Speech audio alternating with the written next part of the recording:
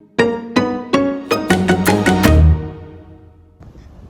everyone, in today's video I'm going to show you how to start your Toyota Camry with your key.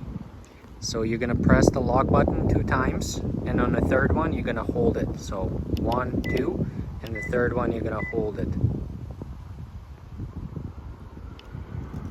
The car is going to flash and it's going to start.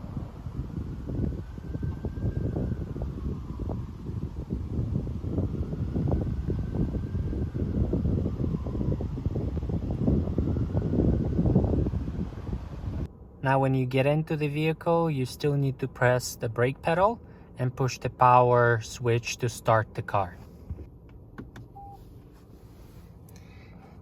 And now it will be ready to drive. Now let's say you want to stop the car with your key.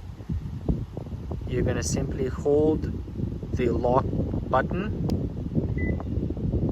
2 seconds, and that's it.